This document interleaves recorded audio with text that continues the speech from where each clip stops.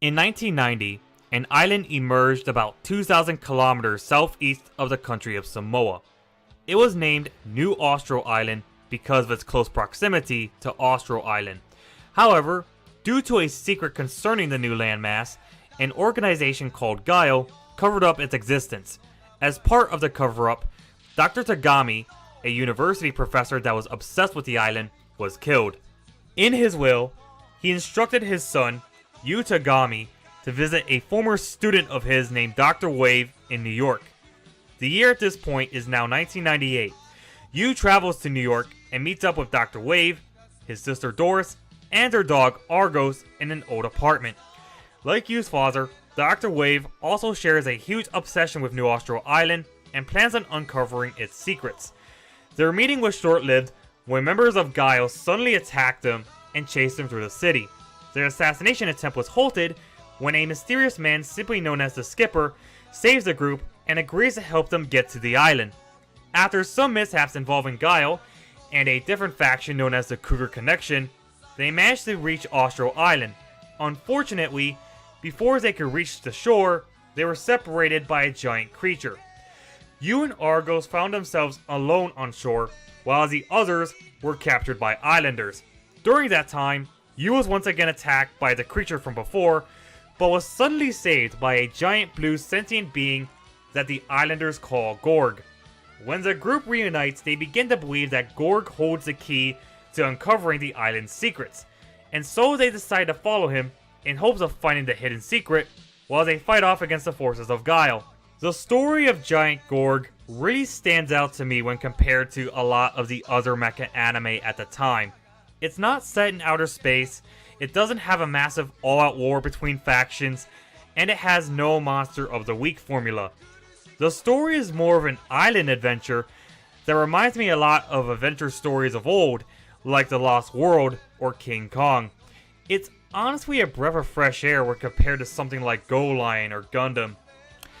While the setting itself is nothing new in entertainment, I still liked it simply because it's different to what we are used to in the mecha genre. As for the storytelling, I thought the story itself was incredibly entertaining, and it's filled with a lot of really good plot twists that kept me compelled to watch it to see how it all unfolds. The pacing was good for the most part. I didn't think it dragged too long, nor was it too fast, with the exception of the last few episodes, which I'll talk about later. And pretty much every episode served a purpose to the overall plot. The tone of the anime can be quite deceptive.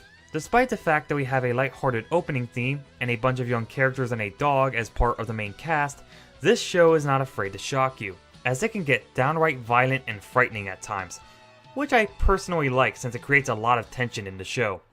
Now onto the characters, and I gotta say, most of them were pretty good. The only issue I had is that some of them don't get a whole lot of backstory. Though considering that this show was only 26 episodes long, I can understand that the writers didn't want to waste any time. Yu is our protagonist for this show, and as such, he gets the most development out of everyone. I personally liked Yu. For a 13-year-old, he was surprisingly mature, yet despite that, he still shows that he can be quite angsty and emotional to remind the audience that he is still a kid. Yu's relationship with Gorg is one of the best aspects of the show. It felt rather genuine, and I really loved how the relationship developed from Yu being incredibly terrified of the sight of Gorg to befriending it and treating it like his best friend or like the brother he never had. The relationship gives me a lot of Tetsujin 28 and Giant Robo vibes, and I wouldn't be shocked to know that this was inspired by some aspects of those two properties. Doris is sadly my least favorite character in the show. I don't know what it was, but she just annoyed the hell out of me every time she was on screen. All she really did was just whine, cry, and boss people around like the typical anime girl she was. She never had a chance to grow as a character, and she never really did anything significant to my knowledge either. It makes me think that she was only thrown in here just so we can have somewhat of a love interest for Yu. Her older brother, Dr. Wave, on the other hand, was a character that I did enjoy watching. While he is portrayed as a comic relief and a coward, he does on occasion man up and help out the others whenever they were in trouble. The Skipper was a very interesting character. He's tough as nails, isn't afraid to beat up or shoot anybody even if they are women, and serves as somewhat of a commander for the group. He can be a downright brutal person at times, but that's what's fascinating about him. And throughout the series, I was really invested in his character, and I was really hoping that the show would show a bit about what his past was like. Sadly, that never actually happened, but regardless, I did like the character of Skipper. Despite being a dog, Argos was actually quite useful for the first half of the series, which is unique since we usually don't get to see pets being all that useful in a mecha show. However, he pretty much became an afterthought by the second half of the show, which was disappointing, but I'm honestly fine with it because he didn't really take away anything that the show had already accomplished. Actually, I can pretty much say the same thing about the last three characters that joined the main group, Alois, Sarah, and Dominic. While they did serve their purpose to the plot, they didn't have much character development, with the possible exception being Alois. Despite that, they also don't take away what the others accomplish, so I can consider them to be decent. Not bad, I just wish they were developed more. Moving on to the villains, I thought they were pretty good as well. At first, Guile appeared to be a ruthless organization that would do anything to keep Austro Island a secret, even if they have to resort to kill. However, as the series goes on, we see that not all of them are terrible people. Unfortunately, if I explain in detail why, it will be a major spoiler to the story, and I really don't want to spoil anything to people who plan on watching this show. Rod Balboa was a pretty cool villain. He was so intrigued by the island's secret and Gorg itself that he would do anything to get his hands on it, much like a villain in an Indiana Jones movie would. Though, as we progressed through the series, we learned that he wasn't always an outright vile person, and by the end, let's just say that he redeems himself. The Cougar Connection didn't get to have much presence during the first half of the series, but when they get featured more in the second half, they can get pretty intimidating. As for its boss, Lady Lynx, she's a pretty strong villain. She's conniving, intelligent, and deceiving. Someone that you should be cautious of at all times because you have no idea what tactics she will use. Aside from one character that I decide not to talk about due to spoiler reasons, that's all I have to say about the characters. Overall, I thought most of them were fun and varied. I do have one thing to talk about that really bugged me about Gorg. I don't know what it was.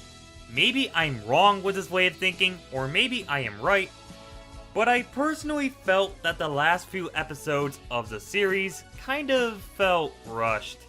Some loose ends began to get tied up way too conveniently, and problems felt resolved too quickly, especially in the final episode. Like I said, this show was only 26 episodes long, so I could only assume that the writers were starting to get concerned around episode 20 because they only had a few episodes left to wrap up all the loose ends. The simple solution would have been to add in a couple more episodes to give the writers more time. Though a good writer can work around a situation like this and make the last few episodes of a series feel more natural. I'm not saying these last few episodes that leads to the ending were bad, I just think they could have been handled better. In conclusion, I thought the story and characters of Giant Gorg was pretty good. It has its hiccups here and there, but I was happy with what I got out of it. Before I actually talk about the art and animation of this show, let me get the obvious cons out of the way first. Blah blah blah, visuals are outdated, blah blah blah, stock footage, blah blah blah, inconsistency, blah blah blah blah blah. With that out of the way, I think Gorg looked great for its time. The character designs were done by Yoshikazu Yasuhiko, who was well known for designing the characters in the original Mobile Suit Gundam. He also directed this very anime, which I thought was pretty freaking cool. I was always fond of Yasuhiko's art style, as his characters were always expressive and unique. While some characters may resemble those seen in Gundam, I think Yasuhiko does a good job to make the character designs stand out on their own. As for the Gorg itself, I liked it. It fits with the setting, and it's probably one of the most unique mechs of the 80s due to the fact that it rarely uses military weapons. Unlike most mecha, which either uses special attacks, rocket punches, laser swords, or a variety of military weapons, the Gorg fights off most of its enemies with brute strength, or by using the environment to its advantage. Now, when it comes to the battles, I normally complain about how much I dislike one-sided fights, but it makes sense in this show. Gorg is a giant robot that is clearly made by technology that is light years more advanced than that of Earth, so naturally it will steamroll the Guile military weapons. However, there will be times when Guile will outplay the group using tactics besides brute force, so that balances it out. Overall, I think Giant Gorg looked good for a show made in 1984, and in some cases, I still get a kick out of it. Probably because I'm used to watching 80s anime at this point. The music in the show is really good and sets the mood for various scenes. The opening theme, Bright Eyes by Taku, was pretty lighthearted, almost too lighthearted, but I still really like it.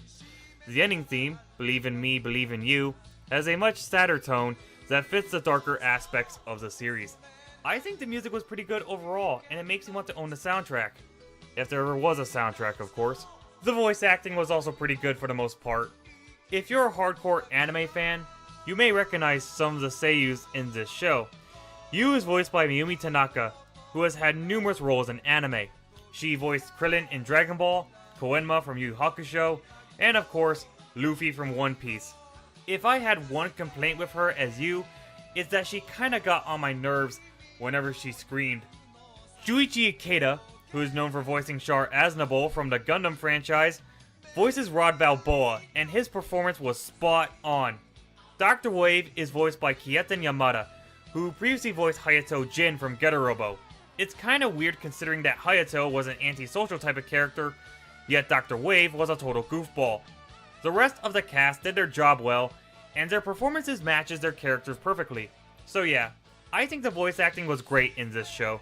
While it is true that Yoshikazu Yasuhiko is known more for his career as a character artist as opposed to his career as a director, I think Giant Gorg was a really good show for his directorial debut.